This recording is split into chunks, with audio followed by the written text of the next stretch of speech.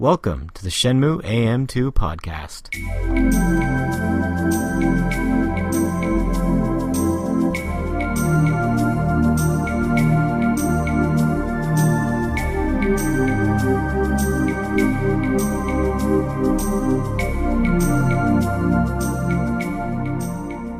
Welcome back to the Shenmue AM2 podcast. Today we're doing episode 2.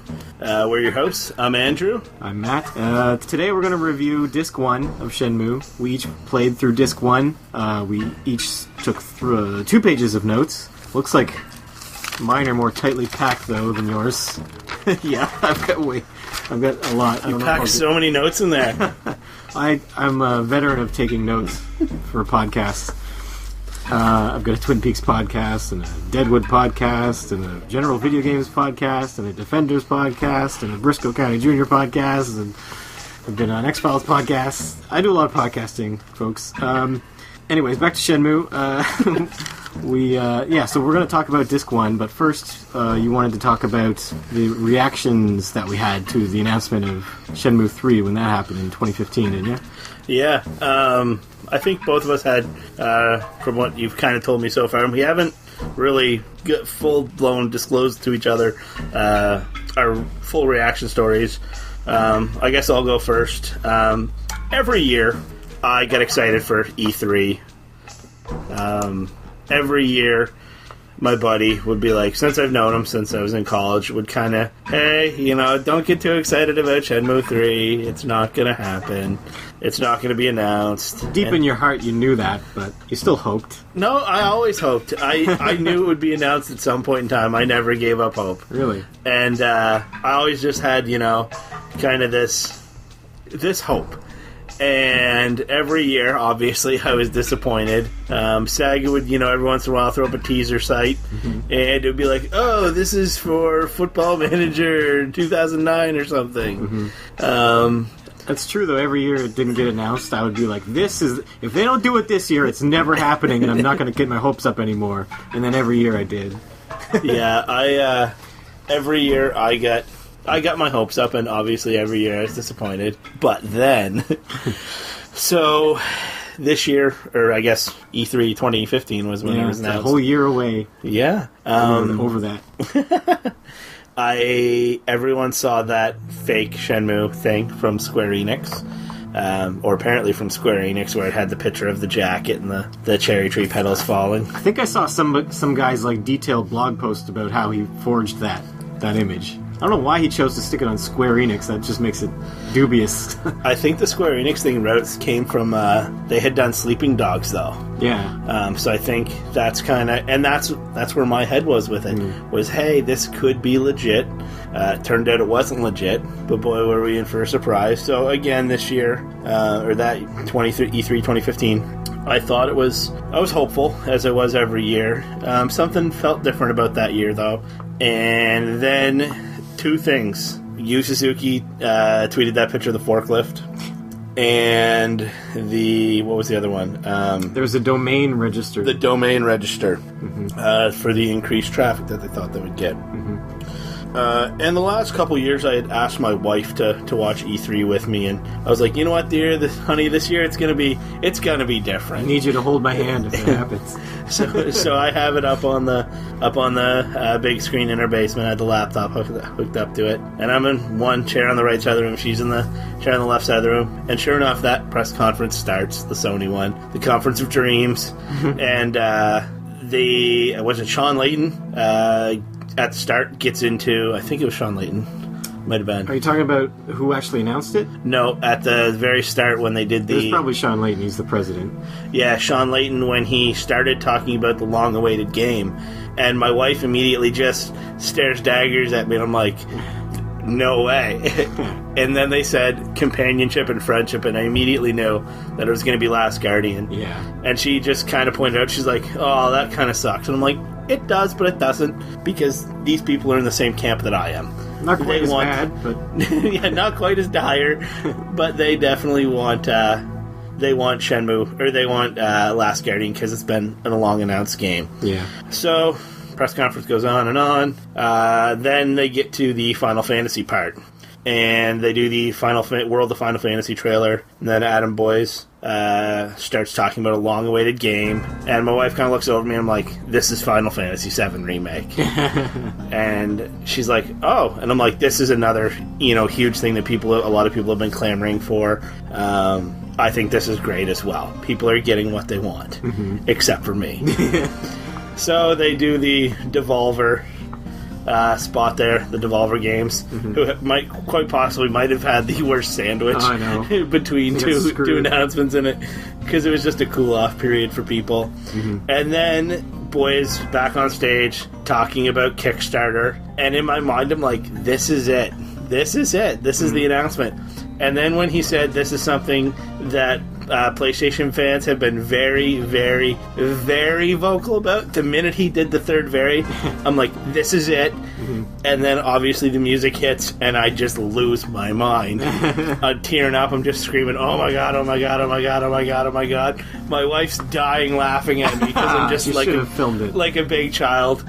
Just, I was so happy. And just prior to the conference, my buddy that had always kind of teased me about it, he's like, man, call me halfway through. We'll talk about the announcement so far, because he's a big PlayStation fan as well. And I was like, yeah. And then my demeanor changed, and I got a little cocky, and I'm like, you know what? I'm not going to call you halfway through. I'm going to call you when Shenmue 3 gets announced.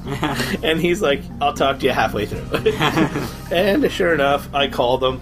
And I was just like, oh my god. I didn't even really say words to him other than, oh my god.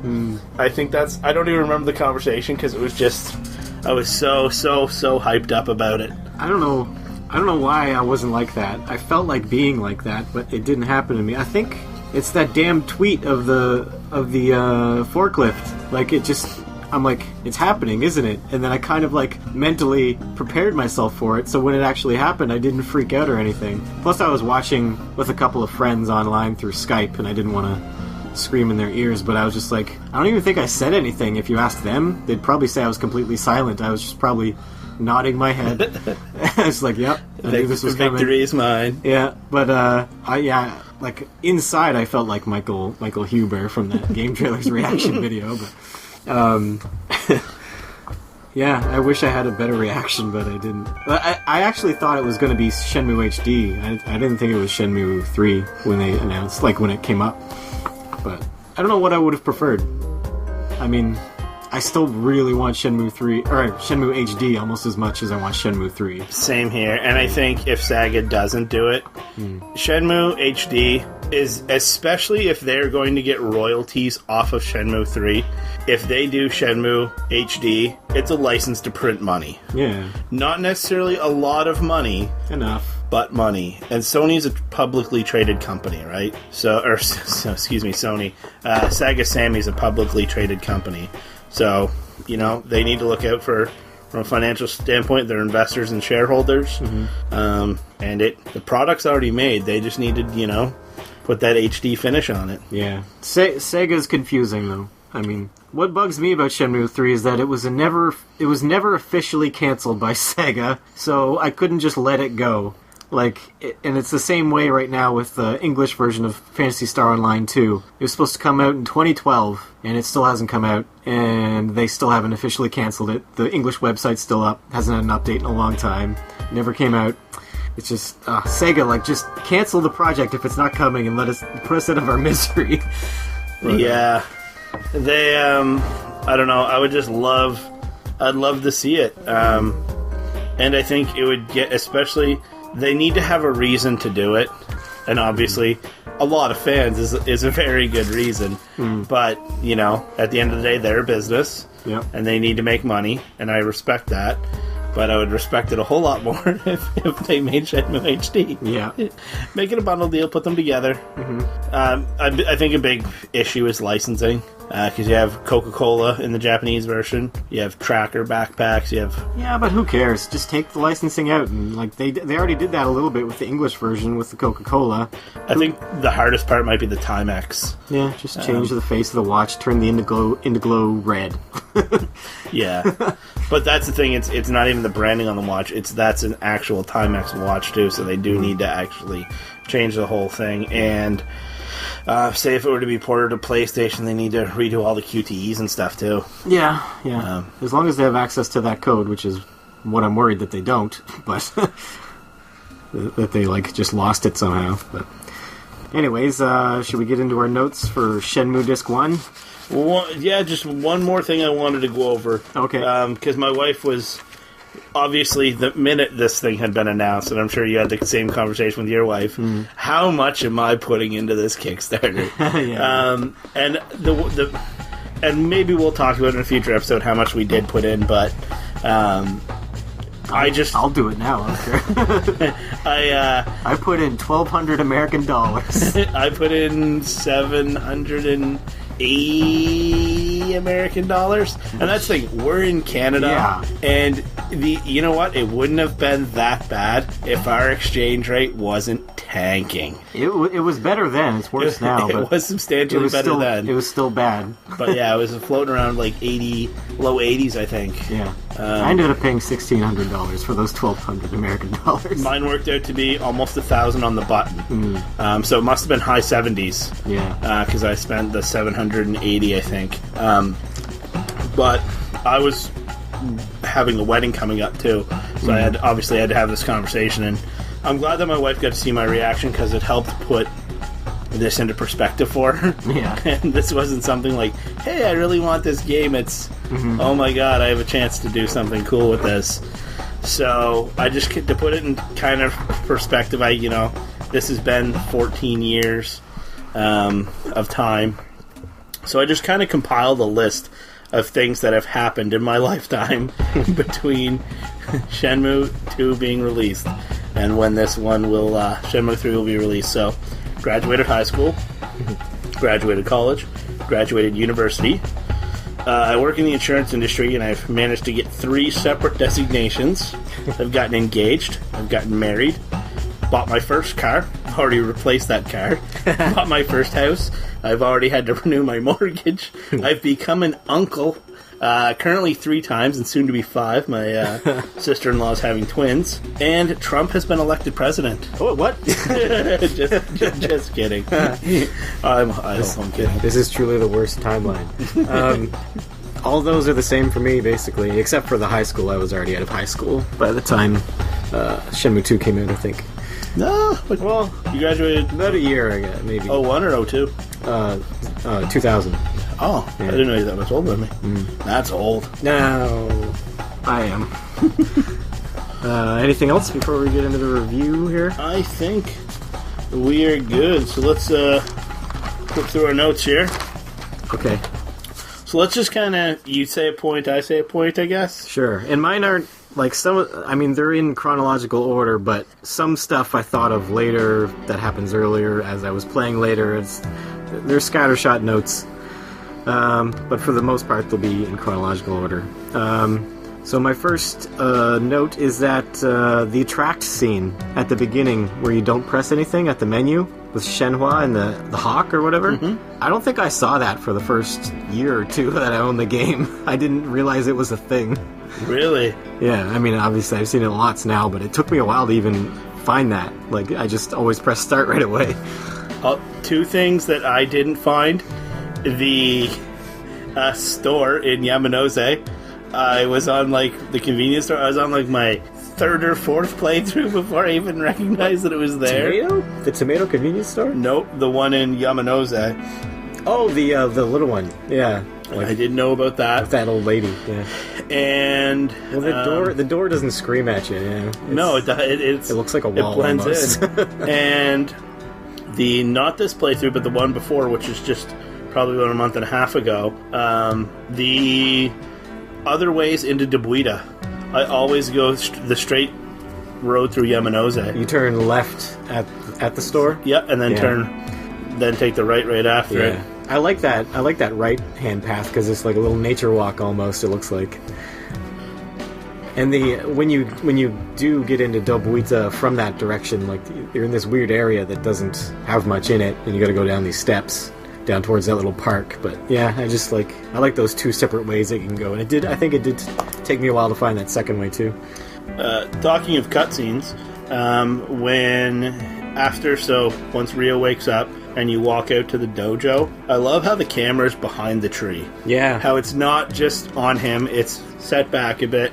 You kind of, you know, the obviously the mirror was under the cherry tree, and you kind of get that view from behind the tree, and I just find it adds something to it so much. Yeah, that was brave of them to do with their low texture trees. Yeah. Put the tree in the foreground. I love that it takes place in the 80s, my favorite decade. And the sound of the footsteps when there's no music, like, they're super echoey, and it probably doesn't sound realistic exactly, but I do love it. Like, that's like... And, Are you talking when they're in the yard? Yeah, well, the footsteps throughout the game, but in the opening cutscene as well, like, specifically, it's like all you hear is the footsteps, basically. I guess there is a little bit of music, but... yeah, when he's stepping on things, like it's different for grass and stone and snow. Yeah, that's what I was going to mention. Like, I don't know if there was anything before that I noticed where footsteps were different. I love I think it's the second day when you go to sleep, the dream that he has about Londi. Yeah, the cinematography, and that's fantastic. And the lighting makes it look like the best graphics in the game. Like, I think Londi's model is the best detailed in the game, like even more than Ryo's. Absolutely. Like his face and his clothes. Yeah, 100% agree. Yeah, it's a shame we don't get to see much more of him. What is Ine-san's relation to Ryo?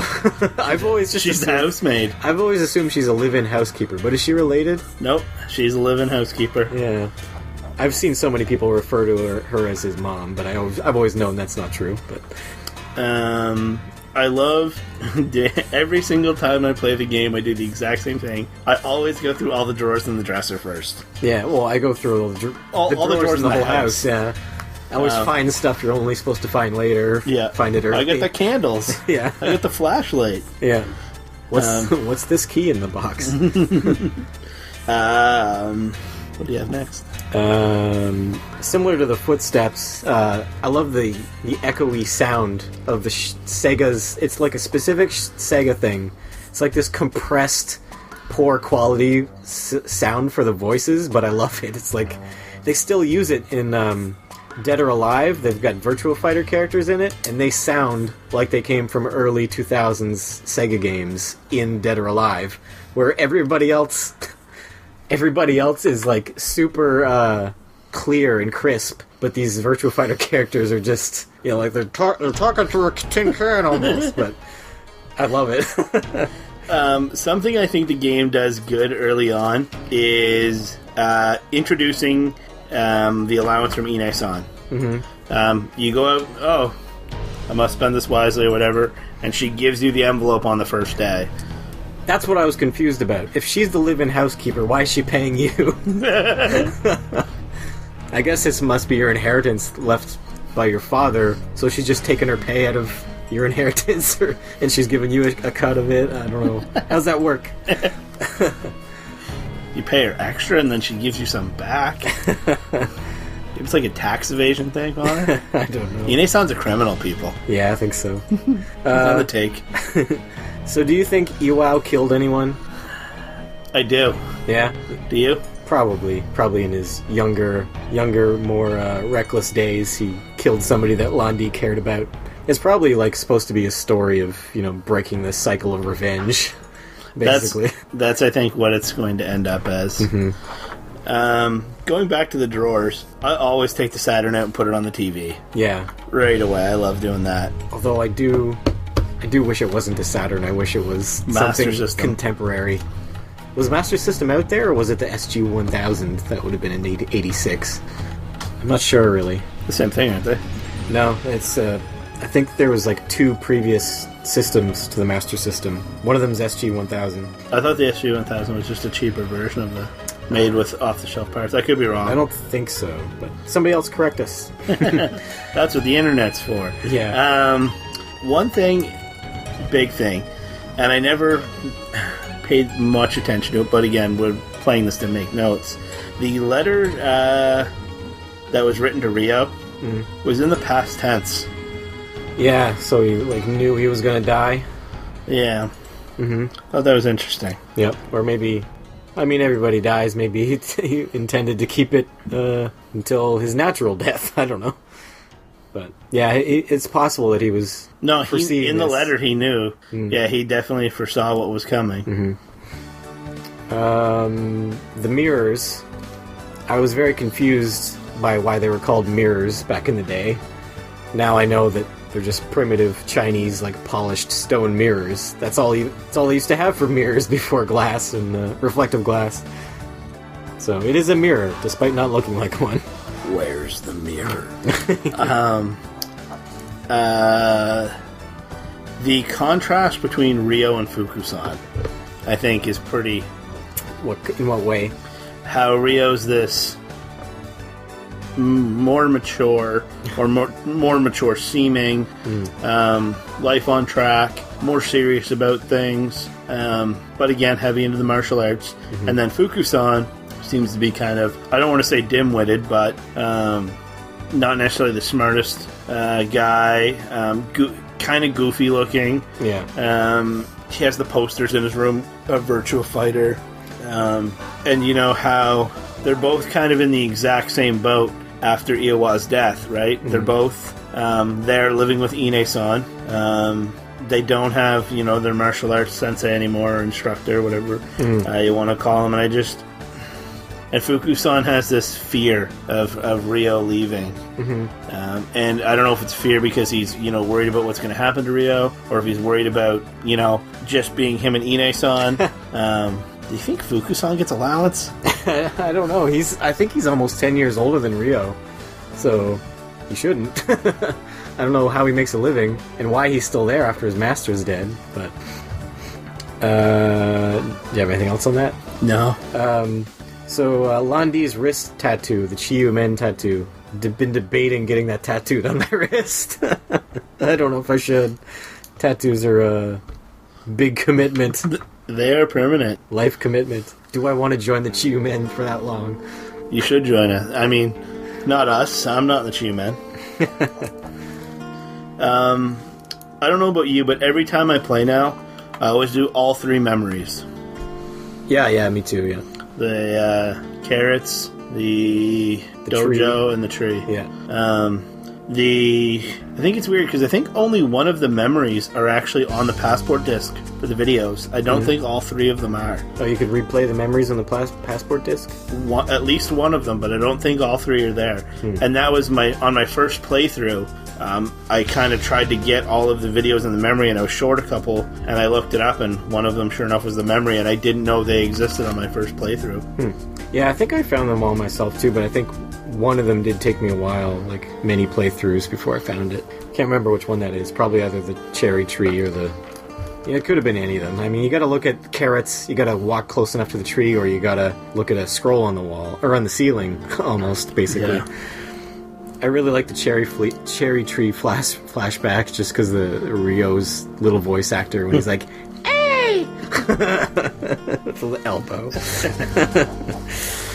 And the yin yang dojo flashback where he's just like spouting nonsense, like a friend is nothing but a friend. Like, what? That was actually my next point that I wanted to talk about. Was that talking about keeping friends close in there, and then he says the same thing when he passes away.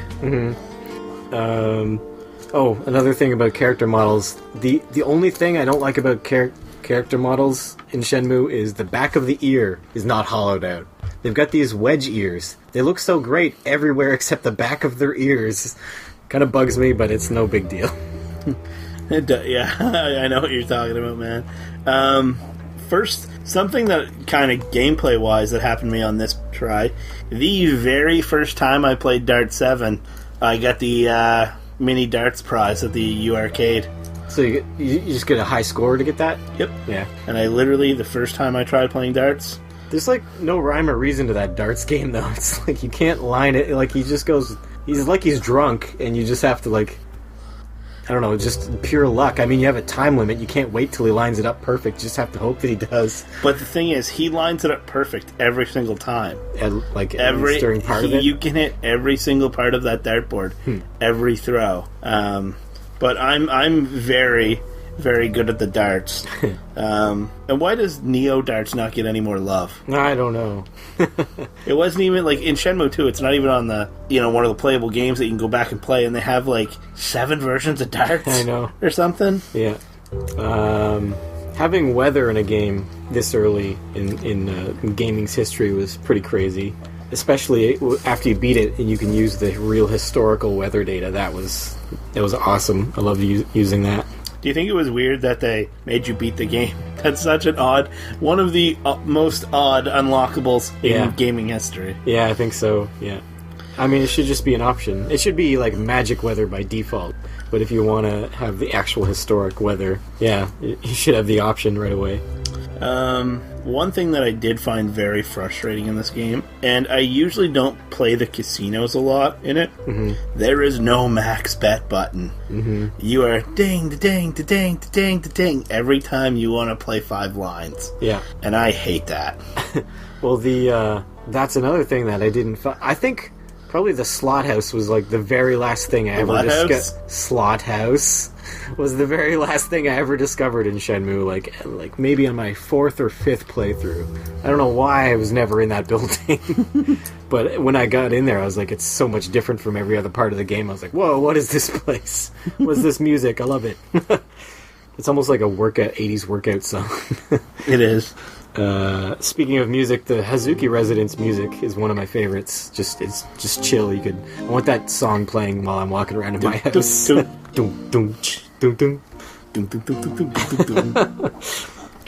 And there's a picture that he finds of 4 friends. Him and I don't know if it's including him or if there's 4 people besides him that you can find in one of the drawers.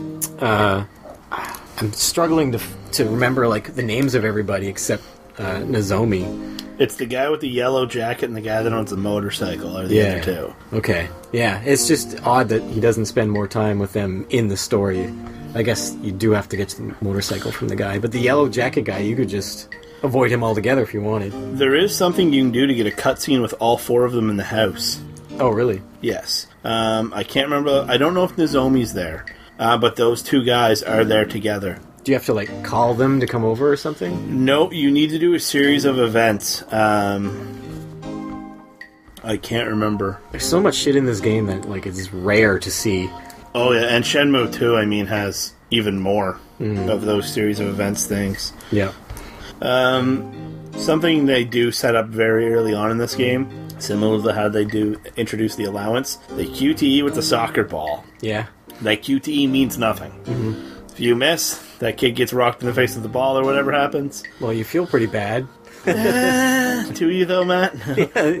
But it introduces the QTEs and how they work and kind of, things to look out for. One thing, finding all those tapes, finding the tape recorder, finding batteries, etc., it's all kind of useless because you can't listen to tapes and move around at the same time. Like, you can only listen to tapes in the menu, so I never do it. Like, you can't play music and start walking and listening to the music. That never occurred to me. Yeah, all you can do... You're always standing still. All you can do is, like, stare at a tape in your menu and listen to it. Like, you should be able to play it, put on the headphones, and have him walk around to the music. That would be nice. Yeah. Did you know you can play them at Tom's Hot Dog Stand? Yeah. Have you ever won the boombox? No, I've got horrible luck with the raffles. I don't think I've ever won the boombox. Not this playthrough, though, but the last playthrough I did about a month and a half ago, I won both of the Saturn games twice. Wow. I had only ever won Space Harrier once before. I'd never won Hang On. I've never won any of them. I've noticed that you can take, like, everything off of the walls in the house. Like, every picture frame, every wall scroll, and I don't think there's a reason to do it. I don't think there's something behind the wall scrolls in the dojo, but in the house, I don't think there's anything behind anything. I don't think there is either. Yeah, which just makes it odd that they allow you to move them all. But something I noticed going through Yamanose or Sakura Guaka, wherever the cat is. Yeah. When you walk by, the cat meows to kind of lure you over to interacting with Megumi and the cat. Yeah. What did you pick for the name? I usually pick something different every time. I think this time I picked Mimi. I picked Mimi as well. Which is the Japanese word for ears. Which, if you pick Mimi, then Megumi's like, oh, because she has big ears, or something like that. And if you didn't know the Japanese word for ears, that'd probably be lost on you as an English person. But yeah, I didn't... It makes more sense to me now, because she's like, oh, because of her ears, and I'm like, sure. yeah. It just sounds like a weird translation thing, kind of like when you buy merchandise in the tomato convenience store, and they're like, especially because you bought merchandise. Especially what? What? Huh? What's what do you... Okay. The sound of the koi pond and that bamboo water spout thing, that's also hypnotic and, like, just relaxing, and I could listen to that all day. In the yard? Yeah. Yeah. I've always liked those. That's not exclusive to Shenmue, but, I mean, just the fact that they added that in is really nice for the atmosphere. Something I encountered in Debuita that I never noticed. On day 2, in the big parking lot where you train, it would not allow me to train. I could not. I don't know if it's just you can't train until day 3. Oh, maybe. But I don't know if I ever tried to do it before. But... So you just went in there and nothing happened? Went in there and just ran around in circles. Having a dojo in your yard, in your backyard, is just like living the dream for me. I want Ryo's house so bad. I'm sorry, my notes are a little bit random, but they're just things I noticed. Gameplay-wise, right when I got the Heartbeats bar, I did the QT outside. Yeah. And I think it's weird that when you do the QTE, you don't automatically go inside the bar. Because between the QTE and going into the bar, I had to go home because it was too late. Oh no. Just for those, like, 10 steps to it the was bar. Literally, I think it's the watch. I better get home before Ine-san. Oh, you can't take another 10 steps, Ryo. Yeah. I was literally about to hit the A button to open the door. That sucks. Another attention to detail that I love is that he takes off his shoes before he enters the home and the dojo. Like, they don't seem like much now, but back then, like, no game was doing this. Like, nobody paid attention to this level of detail, and that's what made this so immersive. Taking off the shoes, watch any television show. When someone comes into a home, they never take off their shoes. No, but especially in Japan, because it's like a cultural thing, you pretty much have to do it. Yeah. But, yeah. I wrote down Iwao's lesson here. I'm gonna die, keep your friends close, and then, like, Ryo did not take that lesson to heart at all. It's like, fuck my friends, basically. Yeah, it doesn't get the whole Nozomi really liking him thing. Doesn't care about those 2 other guys, just using him for his motorcycle. All the music from just walking around, it's called free music in the soundtrack. It's just from all the random I think there's like 10 or 11 or 12 different free music tracks. Those are some of my favorite in the game, just the ambient music tracks. I like the music when you go outside of not outside the house, but outside the property. On a day when something's supposed to happen, you get the real kind of somber. I really like that. Yeah. One thing I really hope for Shenmue HD is that there's the ability to use both sticks, like one for movement, one for looking around, because as it is, Dreamcast has one stick, so you can't... Like, if you want to look around, you can walk with the R trigger. You can, like, just squeeze a little bit, and then you can take your finger off of the D-pad, which you usually use to aim Ryo. But if you line up a straight line, you can just walk in a straight line with R, and you can briefly use the thumbstick to have him look around while you're walking, but you're going to go in a straight line until you bump into something. There's no way to turn. But that's something I'm really looking forward to, is just being able to take in the scenery all that much better with the use of two sticks. Yeah. I had something neat happen when I was playing. I think I was actually jotting down a note for this, and I was in the middle of the main street in Debuita, and someone came on one of those little mopeds, and he stopped, and he stayed there. And I was just... Because a lot of times people will disappear, and I just let the controller sit there for hours, and he stayed there. But then, after a few hours in game time, someone ran into me from the other side on a moped, and because he knew if I wasn't there, he was going to collide with the other one, the second one disappeared. The second one disappeared? The second one disappeared, but the first one didn't and stayed there. Just wiped him out of existence. I thought that was pretty neat. Yeah. I like how they all refer to, like, everybody in town refers to it as that day, instead of, like, the day Rio's father died, or Tuesday, or whatever it was. It's just like, that day, you know? Yeah, it's odd. The first time I played this guy, I accidentally fed the kitten tofu, because I wasn't sure how to choose, and I hit left, and it immediately chose the tofu. I did the first time I played, I did tofu, and then any time after that, I think I've always done the dried fish. Yeah. Well, there's no reason to do tofu once you know it's wrong.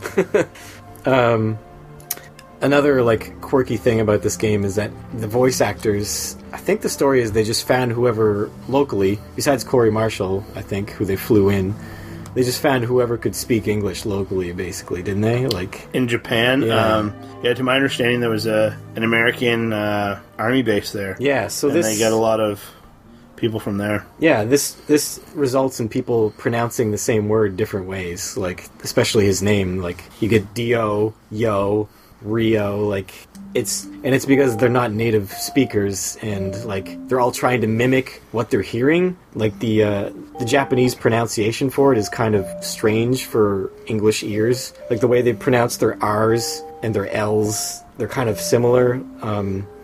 To my understanding, in the Japanese language, they don't have an R or an L. Yeah. Sounding.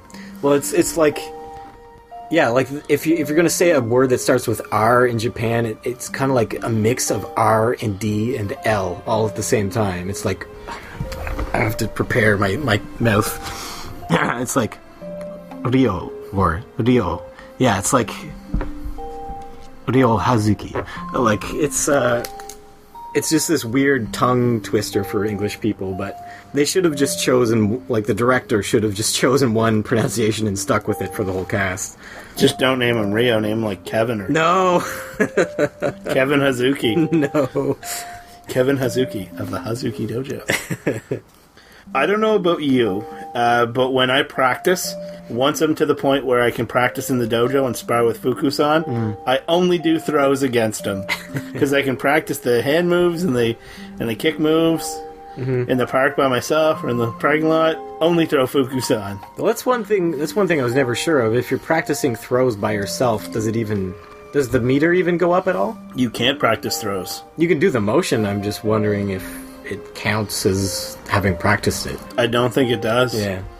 But you don't get to spar long enough with Fuku-san. You can only do it once a day, and it's for a very brief time, I think. Yeah, after a while he stops allowing you, which is stupid.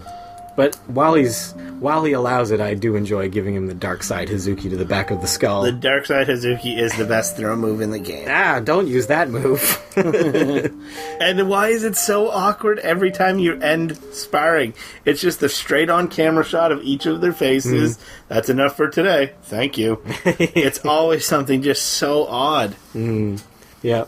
I enjoy the architecture in this game. It's like distinctly Japan. Like, there's aluminum sheets everywhere and metal grates and shoulder height stone walls and frosted glass and like these like just no other place in the world looks like Japan, and I really enjoy that. Something I noticed too, especially it's really apparent in Dobuita, a lot of gray, and I think that's to match what it looks like in those parts of Japan, but B, to kind of match the tone of the game too. Yeah. Somber compared to like Shenmue 2, which is a much brighter and more vibrant game when it comes to what you're doing in China compared to what you're doing in Japan. But I think they're very distinct in the amount of color they use. Here's a random one. I really like the drunk guy's voice actor. I did not encounter the drunk guy so far on this playthrough or my last playthrough at all. Oh, really? Yeah. I always see him with his stupid yellow and green stripes. Hey! Oh, hold on. Are we talking about the drunk guy with the QTE, or the drunk guy that just stumbles? The stumbly guy. Oh, he's hilarious. The guy was like, I'm okay. I'm just fine and dandy. He's the best voice actor in the game. Sorry, Corey. Yes. Yeah. Please be on our podcast at some point in the future. Honey-san, is she the wife of Tom? Are they just dating? Are they brother-sister? Like, what's going on there? And why is she only out at night? She's a vampire.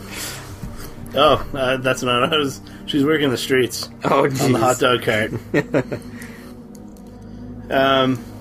Did you buy Wang a drink? Yeah. He's so annoying. Doesn't he ask multiple times? I was asked twice so far in my playthrough. Yeah. He's only asked me once, but yeah, I remember in past playthroughs he's asked me multiple times. I'm just like, you friggin' mooch. Like, what'd you buy him? I always buy, anytime I get anything from the machine, it's always hot coffee. Really? Just because I want to be able to get that here in North America. Like, if you could get hot coffee in a can from a vending machine, I'd be doing it all the time. It seems like a great way to burn your hand. I think they just keep it warm, not scalding. But I buy him the blue can. I can't remember what it is. I think it's just soda water. Jet soda. Yeah, it's like unflavored soda water. The second time he actually asked me, I didn't have the money to buy him anything. I spent all of my money at the casino. So I was actually on my way back to go home and save for the day. And he asked me to buy him a drink, and I could not because I was po. Womp womp. That's okay, though. You knew where to go with his help, I'm sure. He's just a mooch. Yeah. There's a Heaven, Dragon, Earth, Comrade scroll in the altar room in your house, which I never noticed until this playthrough, actually. So that's like a clue to later. Page 2.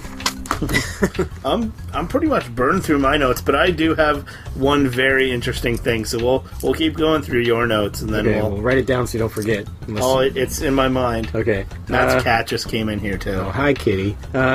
There's a move scroll in a laundry basket. That's pretty interesting.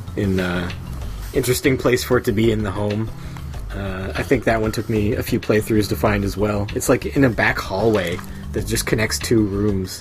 I missed it. I knew there was one more in the house, and I actually had to look it up in a player's guide to remember where it was, and it was the one that was in the basket in the hallway. Yeah. Yeah, I always do I always find that. I always find the mysterious key and stuff, and like I always do the key and the sword and the slot in the dojo early, way before I'm supposed to, but you get stuck until later in the game, but you can go so far with it. But did you ever go to Lapis? Is that the fortune teller? Yeah. Yeah, I went there like one time, I think. I did it too.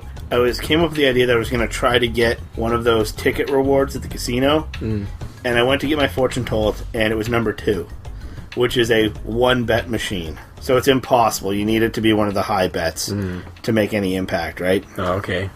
And then she wouldn't tell me the gamble after that. I went day and day and day and day and day, and then she eventually said number 6, I think it was. But she would not tell me. Yeah, I didn't spend a lot of time in the slot house or at the fortune teller, but there's a dead end in Sakuragaoka, I guess, is it? Where just past the construction site, where you can go like turn up left and go up a little hill, and then it's just a dead end. Nothing ever happens up there, does it? I don't think so at all. That's weird. That's just this little area with nothing. But you can also play pool in one of these things, which again, that took me a few playthroughs to find, and I'm really bad at it. I did not in this playthrough or the last one have to shoot the shot that those guys ask you to make to give you the info. I haven't. Really? Yeah. They just gave it to you, or what? No, I didn't have that situation at all. Oh yeah, well, it's not necessary. Like, there's multiple ways to find the information you're looking for, and that's just one of them. So if you found it some other way, you wouldn't have. I think you ask them where sailors are. So if you find out for somebody else, then yeah, you don't need to talk to them. I think the first time the Heartbeats bar fight thing, that took me forever to find, like on my first playthrough, because it's down that little alley. Same here. Didn't notice it. One big regret I have about this game is that you can't eat in restaurants. you can go into the restaurant, you can suffer through the load time to get into the restaurant, and then you can talk to like 1 or 2 people in there and probably get nothing for like there's sushi restaurants and ramen restaurants, and as far as I know, there's like no useful info in them. There's like the Ajichi Chinese restaurant, which is good, but like if they're going to allow you to go in there, I wish they would have just upped the immersion level and allowed you to take a break and eat. Like, yeah, I'll have some sushi, I'll have some ramen, just nom nom nom, little cutscene, just like drinking, like, why not? Good. Yeah, I'd like to go to Manpukuken Ramen and have a nice bowl of ramen. You mentioned the sushi bar. Mm-hmm. In the English version, I don't think there's anything meaningful that happens in that sushi bar whatsoever. Mm. But in the Japanese version, if you go on a specific day at a specific time, and there's another event that you have to have done first, the guy that's on the batteries, the battery package, the president of SAG at that time, you can have not a QTE, but you walk in and have a conversation, then he runs away. But it's only in the Japanese version. They took it out of the... That's weird. Yeah. Is it like supposed to be a tie-in to the What's Shenmue disc? It's the guy from What's Shenmue, but I don't know. I think it's just like a little comedy scene that they put in. One of those hard-to-find things, kind of like the duck race and Shenmue 2. Shenmue HD. Here's a couple random notes about that. If they did have to take out the product placement, would you miss it? I wouldn't. If it meant getting the game... They're taking out Jet Cola? No, like, if they took it... That was a joke, Matt. Yeah. I would miss Jet Cola. But if they took out Timex and all that stuff, like, would you even care if you got the game, but then take that out? I wouldn't. No, I don't think it would matter. I mean, I've played the new version of Crazy Taxi, and I wasn't taking people to KFC anymore. Yeah. The only thing I think is Timex. I'd like to see that one stay. But, I mean, in North America, we didn't get Coca-Cola. And I think a lot of them are very easy fixes. Like, for example, in the second one, Hitachi, for the tape recorder. Yeah. You can slap another name on that tape recorder. Yeah. A lot of it would be easy to do. The Sapporo machines, slap a logo, slap a green Jet Cola logo on them. I don't think I would necessarily miss them. Yeah. Another thing I'd like to see in a Shenmue HD is when it's raining, I'd like to see the clothes get that wet effect. That'd be neat. I did notice in the original Shenmue, when it's raining, if you somehow get a camera angle close to the ground, I don't know how this happened, if it was during a cutscene or something, but if you get the camera close enough to the ground, you do see the raindrops on the ground. So that was pretty advanced for the time. It's also neat if you're under a canopy. It doesn't rain. Oh, really? Nice. Also, something I noticed that was pretty neat, while I was between those two mopeds, stopped on the road, the bakery that has the French flag on the outside of it, when it was closing time, that guy actually walked into the bakery. It showed him, I could see him through the window in the store. Oh, really? Then he turns off the light, then he leaves. Nice. And I thought, I never actually witnessed that, because a lot of the businesses don't have windows, right? Mm-hmm. So I thought that was very, very neat. Yeah. That'd be neat if they could take out the separate locations in a Shenmue HD, like just have seamless going into a business, and that like that's all one loading area. But I doubt they could fix that. But yeah, it might be tricky with the different music and stuff. I appreciate the signage, all the Japanese signage in this game more than I used to, because I've been learning a little bit Japanese, and I love that they kept it Japanese. Like, they didn't translate it in the English version. They didn't turn it to English characters. So I'm enjoying trying to read everything with my limited Japanese language knowledge. I ran into Eri, Nozomi's friend, and I think this is the first time I've ever had this cutscene where she asked about Ryo's feelings for Nozomi, and she got really mad at Ryo when he was clueless, like super mad at him. I don't think I've ever had that happen. Yeah, I don't think I've ever had that happen either. Legit have no idea what you're talking about. Yeah, it's a girl named Eri, and I don't know if I've ever talked to her before, but yeah, it was new to me. There's a weird thing that happens with some of these characters during cutscenes where if you come up at them on the right angle or the wrong angle, they turn to look at you, but they only bend at the waist, and they're like hunched over, and their waist is like just completely twisted around and it looks so unnatural and funny. But the Yakuza. The Yakuza guys don't seem that bad, except for the doorman. He's a jerk. But everybody inside, they're all, like, nice, and they're giving Ryo advice and stuff. They're like, hey, just keep out of trouble, kid, and it's rough around here, and all that stuff. Like, what part are you talking about? There's something Industries. Nagai Industries or something? Oh, okay, yeah, right in the start of the Buita. Yeah. Those guys. Yeah, like, people warn you about that place, but when you go in there, they're all nice to you, except for the guy at the door. Kazuma there? No. Oh, that's something else Saga did. Just going back to, what we waited for. Saga has managed to pump out 14 Yakuza games. Wow. Yeah. I mean, why couldn't Shenmue have that? Yeah, I think we'll talk about compare Yakuza in a future episode. But yeah, 14 of them, people. Yep. One of the hardest things to find I found in the Hazuki home was a picture of the Hazuki family that's inside Ine-san's vanity. It's like a little vanity that's like knee high. So you have to like zoom in right down to the drawer. And it doesn't look like you should be able to, but you can open that drawer and there's a photo of the Hazuki family and you can steal it from her. Well, I mean, she's a housekeeper. She's slowly stealing. I guess in the 80s it probably would have been VHS to slowly amass her own collection. Yep. I had another conversation with her that I hadn't noticed before where she said that Nomaka-san, your karate instructor, is worried about you. I was like, who the hell is this guy? Nomaka-san, my karate instructor. I thought my dad was my karate instructor. But I guess it's probably for like... The school has an official, like karate course, so it's probably that guy. But I always crack up when Nozomi has the conversation about what school have you picked. I don't know, but it'll have karate. Yeah. If you leave early in the morning, there's always a cat near the Hazuki door, the entrance to your dwelling. And I always liked seeing him in the morning on my first few playthroughs. I was like, oh, there's that cat. I like him. He does have a name. I can't remember it. Well, all the cats are named, all the animals, right? You can actually, and there's still a way to do it, people. You can actually get the action figure for that cat. It's very difficult because you used to get it through the Shenmue Passport disc, obviously. It doesn't work anymore. But if you use a Game Shark, you can actually get all of the items, and it actually includes all of them. It's incredibly hard to get the Game Shark codes to work. Yeah. I've only ever gotten that one and the maxed out all the stats for your moves one to work.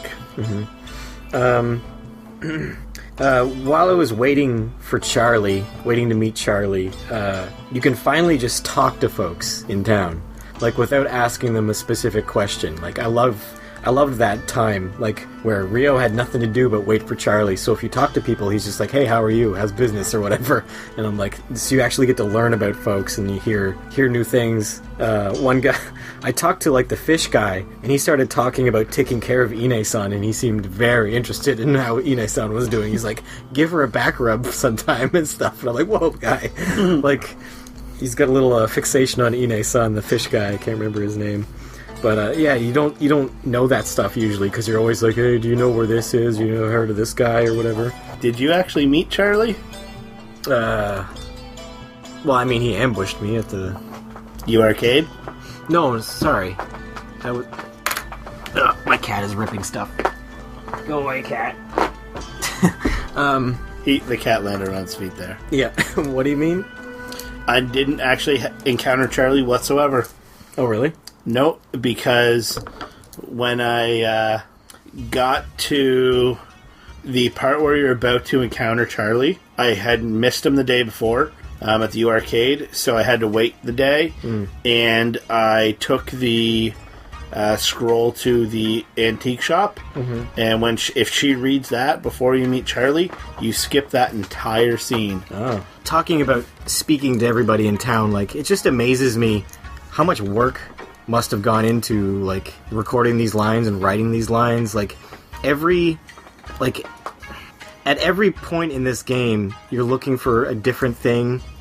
You've got something else to ask people about, and they had to record a new line for every single NPC to have in reaction to your unique question that you're going to come up with them. So, like, most lines you'll never hear because you'll ask a few people, then somebody will give the information you want. But everybody in the game had something to say about that thing you were wondering about. And, like, they all have their own, like, takes on it. It might be influenced by something in their life or something. Like, it's just the amount of work that probably went into that is mind-boggling. But and when you think about it, there's even more because everyone has a line about it. But then everyone also has, if you ask again, they say something, there's another kind of rebuttal to kind of move you on your way, right? Yeah. Yeah, that's true. They'll have more than one line about that thing.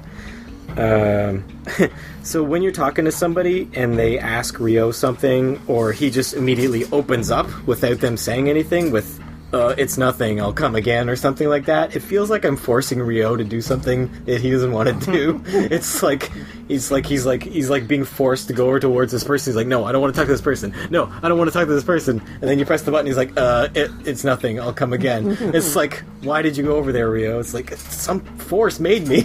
Like, that's what it feels like to me.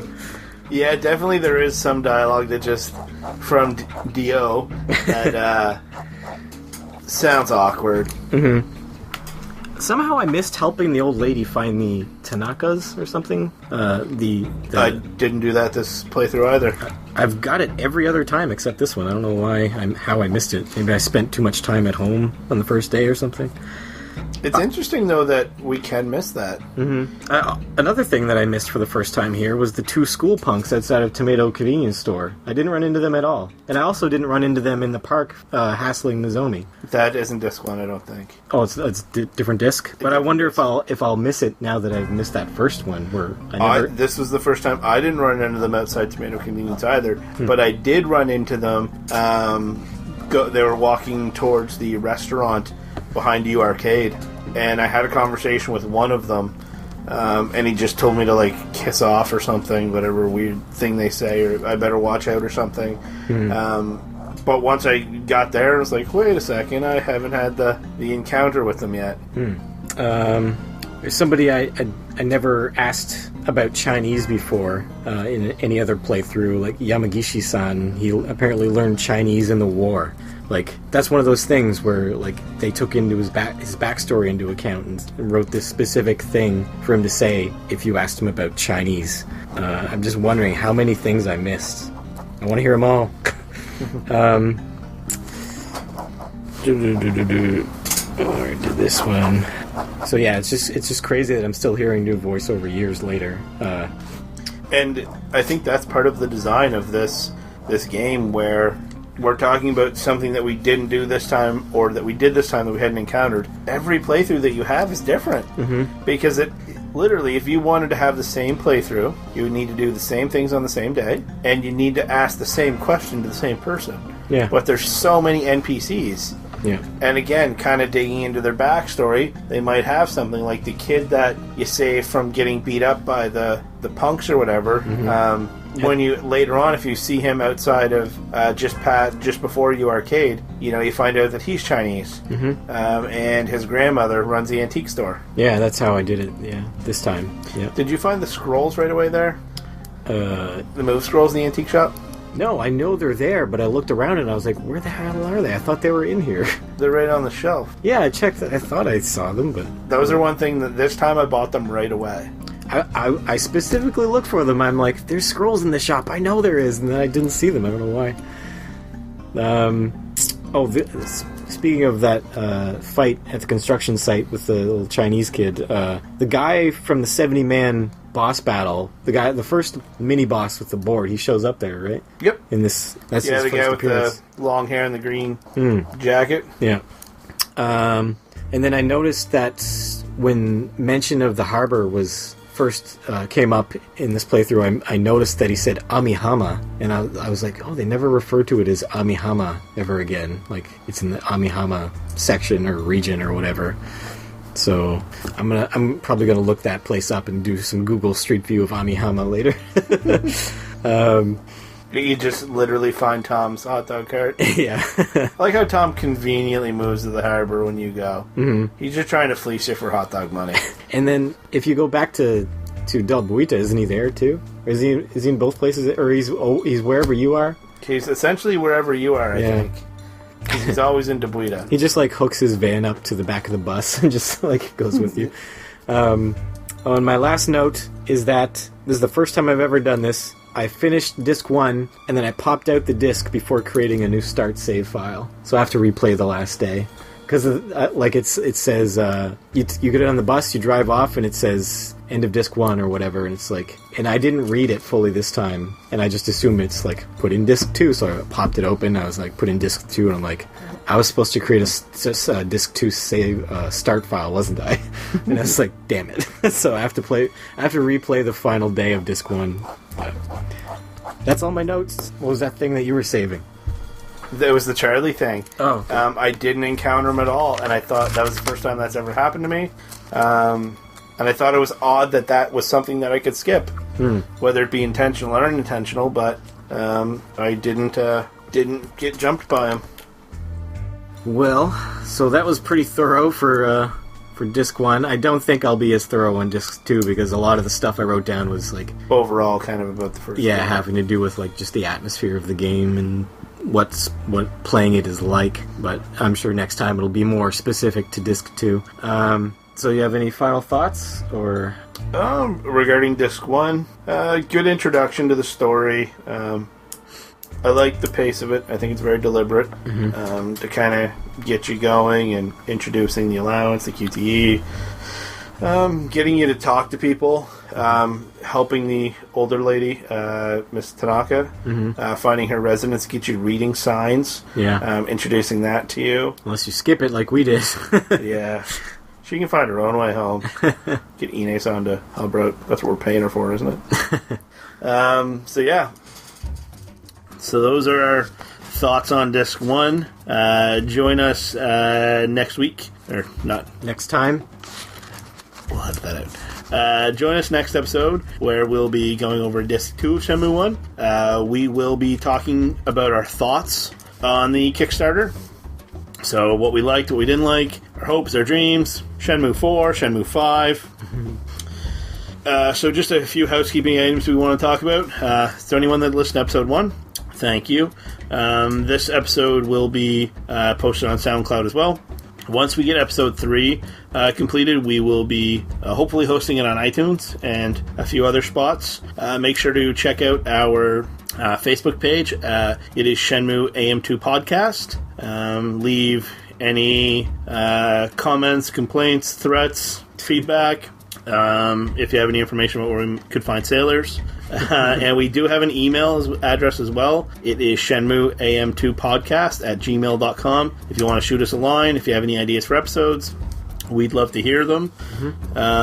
Feedback for podcasts is great because a lot of the time it just feels like you're sending thoughts out into the void, but when you get feedback on specific things, it kind of makes it worth it. And if you would like to see the podcast anywhere else outside of, SoundCloud, iTunes, drop us a line. We'd love to accommodate you. Exactly. So I think that's it for this week's episode. We'd like to thank our sponsor, Dart 7. No, good. Or, if you prefer, Dart 7. That's the way. Thanks. Bye.